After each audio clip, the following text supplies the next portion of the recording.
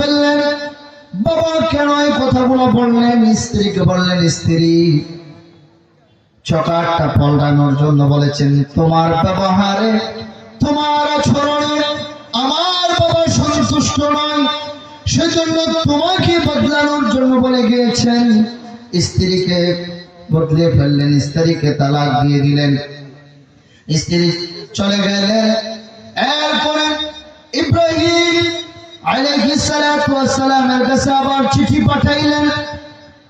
ইসমাইল চিঠি পাঠাইলেন, বাবা আমি বিবাহ করেছি, আগের চোকাটকে আমার স্ত্রীকে তালাক দিয়েছি, আপনি আসেন, আপনার দেখে যান, আপনার পুত্রবধূকে দেখে যান।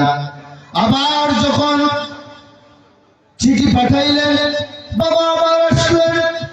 আসার পরে বাড়ির মধ্যে যখন লক্ষ্য করলেন, করুণ সুরে বললেন, কে গো বাবা? বললেন, আমি ইসমাইলের সবচেয়ে কাছের লোক। বুঝেছি আপনি আল্লাহর পয়গম্বর ইসমাইল আলাইহিস সালাতু ওয়াস সালামের পিতা হযরত ইব্রাহিম আলাইহিস সালাতু ওয়াস সালাম। বলি সুবহানাল্লাহ, আপনি আমার শ্বশুর। তিনি বুঝে ফেললেন এমন অবস্থা। ইব্রাহিম আলাইহিস সালাতু ওয়াস সালামের সাথে ইসমাইল আলাইহিস সালাতু ওয়াস সালামের স্ত্রী এত সুন্দর আচরণ করেছেন, ব্যবহার করেছেন, বসার জায়গা দিয়েছেন, খাবার দাবারের ব্যবস্থা করেছেন, ওজোর পানিটুকু এগিয়ে দিয়েছে, এত সুন্দর আচরণ করেছেন, এত সুন্দর ব্যবহার করেছেন।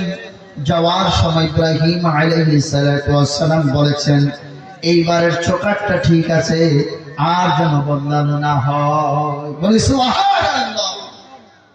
ইসমাইল যখন বাড়িতে আসলেন, বললেন, একজন লোক এসেছিলেন, আপনার বাবা এসেছিলেন, তো কি করেছো তুমি? বললেন, আমি বসার জায়গা দিয়েছি, খাবারের ব্যবস্থা করেছি, উজুর পানিটুকু এগিয়ে দিয়েছি, এবং তার যা যা সেবা যত্ন করার তা করেছি। আর যাওয়ার সময় বলে গিয়েছেন, এইবারের চকারটা ঠিক আছে, যেন বদলানো আর না হয়। বলি সুবহানাল্লাহ, সুবহানাল্লাহ। আল্লাহর পয়গম্বর ইসমাইল জবিহুল্লাহ বুঝে ফেললেন বাবা এই কথাগুলোর অর্থগুলো। বলি সুবহানাল্লাহ। ও আমার বাবারা, মা বাবা এমন এক রত্ন, মা বাবা এমন একজন জিনিস, মা বাবার সাথে কখনো অসৎ আচরণ করা যাবে না, মা বাবার সাথে কখনো অসৎ ব্যবহার করা যাবে না। মা বাবার খেদমত করতে হবে, মা বাবার খোঁজ খবর নিতে হবে, মা বাবার সাথে সৎ আচরণ করতে হবে, মা বাবার সাথে হাসানজনক ব্যবহার করতে হবে। মা বাবার সাথে যে ব্যক্তি মা বাবার প্রতি মা বাবা যদি কোনো সন্তানের প্রতি সন্তুষ্ট থাকেন, মা বাবা যদি কোনো সন্তানের প্রতি সন্তুষ্ট থাকেন, রাসূল বলেছেন, রাজার রব্বি ওয়া রাজাল ওয়ালিদাইন ওয়া সাখাতুর রব্বি ফি সাখাতিল ওয়ালিদাইন। পিতা মাতার সন্তুষ্টি হলেন আল্লাহর সন্তুষ্টি, আর পিতা মাতার অসন্তুষ্টি মানে আল্লাহর অসন্তুষ্টি। বলি আল্লাহর অসন্তুষ্টি। আমরা কি পিতা মাতার সন্তুষ্ট চাই? যদি পিতা মাতার সন্তুষ্ট চাই, তাহলে মনে প্রাণে মা বাবার খেদমত করে জান্নাত অর্জন করতে হবে। বলি ঠিক কিনা? মা বাবার খেদমত মন করে, প্রাণ করে, ব্যবহারের দ্বারা, আচরণের দ্বারা কখনো কষ্ট দেওয়া যাবে না। এই জন্য মা বাবার খেদমত করে জান্নাত অর্জন করতে হবে। আর মা বাবার মনে কষ্ট দেওয়া যাবে না।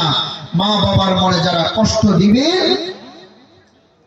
নিশ্চিত তাদের জন্য হুমা জান্নাতুকা ওয়া নারুকা, যে বলেছেন মা বাবার জন্য, মা বাবার সন্তুষ্টি মানে জান্নাত, মা বাবার অসন্তুষ্টি মানে জাহান্নাম। এই জন্য ইসমাইল, আল্লাহর পয়গম্বর ইসমাইল বাবার কথা, যেই স্ত্রীর প্রতি বাবা অসন্তুষ্ট রয়েছেন, যে স্ত্রীর প্রতি আমার বাবা অসন্তুষ্ট ওই স্ত্রীকে রাখেন নাই, তালাক দিয়ে দিয়েছেন। আর যে স্ত্রীর প্রতি বাবা অসন্তুষ্ট হয়েছে এই স্ত্রীকে বলে গিয়েছেন যে মৃত্যুর আগে যেন সেই স্ত্রীকে আর না ছাড়ে। বলি সুবহানাল্লাহ।